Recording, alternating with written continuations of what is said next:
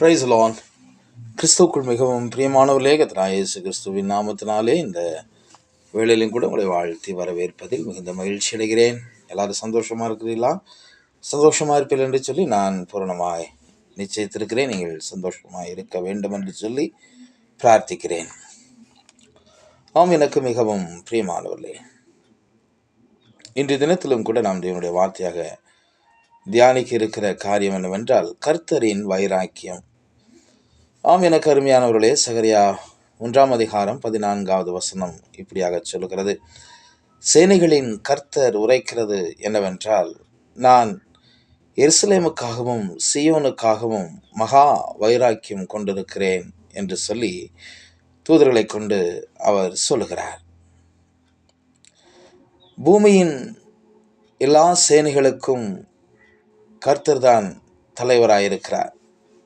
வானத்தின் சகல சேனைகளுக்கும் கர்த்தர் தான் தலைவராயிருக்கிறார்.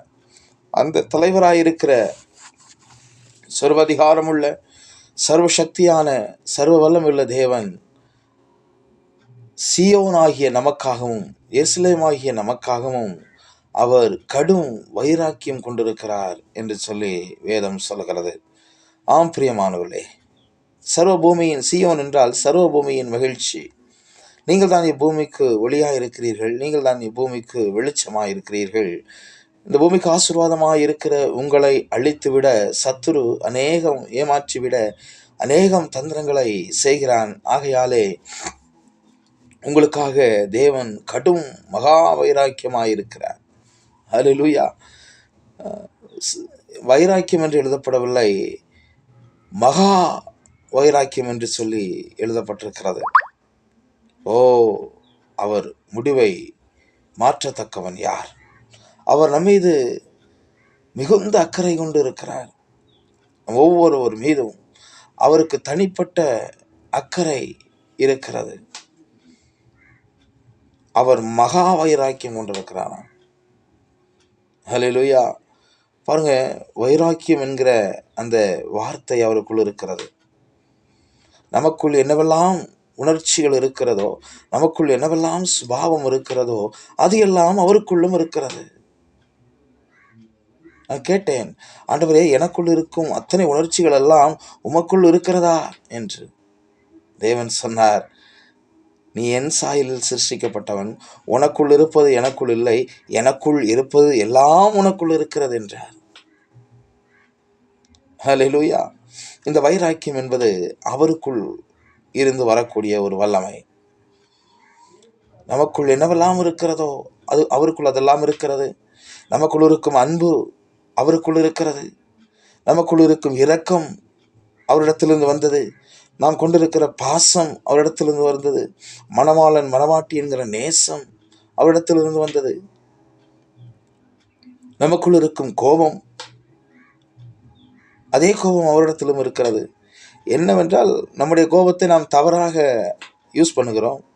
அவர் அதை சரியாக அந்த கோபத்தை யூஸ் பண்ணுகிறார். நாம் போடுகிற சபதம், அவரும் சபதம் போடுகிறார். அவர் உன் தலையை நசுக்குவார். அது ஒரு சபதம். ஹல்லேலூயா. நீ யாரை ஏமாத்தினாயோ, யாரை வஞ்சித்தாயோ, அதே மனிதனை நான் எந்த நிலையிலிருந்து விழுந்தானோ அவனை அந்த நிலைமைக்கு தூக்கி வைக்கும் அளவுக்கும் நான் அதிலிருந்து இறங்க மாட்டேன் என்று ஒரு சபதம் எடுக்கிறார். உன் தலையை நசுக்குவேன் என்று சொல்லி சபதம் எடுக்கிறார். ஹல்லேலூயா. நமக்குள் இருக்கும் சிரிப்பு அவருக்குள் இருக்கிறது. நம்மை போல அவர் சிரிக்கிறார். நீதிமொழிகள் 1:26, ஆகையால் நானும் உங்கள் ஆபத்து காலத்தில் நகைத்து, பார்த்தீங்களா, நகைத்து நீங்கள் பயப்படும் காரியம் வரும் பொழுது ஆகடியம் பண்ணுவேன். ஹல்லேலூயா. நமக்குள் இருக்கும் கோபம் அவருக்குள் இருக்கிறது. யோவான் 2:17 சொல்லுகிறது, உம்முடைய வீட்டை குறித்த உண்டான பக்தி வைராக்கியம் என்னை பட்சித்தது என்று சொல்லுகிறார். அவர் அந்த வைராக்கியத்தில் தான் என்னை உயர்த்துவதற்காக, நம்மை உயர்த்துவதற்காக, நம்மை ஆசீர்வதிப்பதற்காக, நம்மை இந்த பாவ சேற்றிலிருந்து தூக்குவதற்காக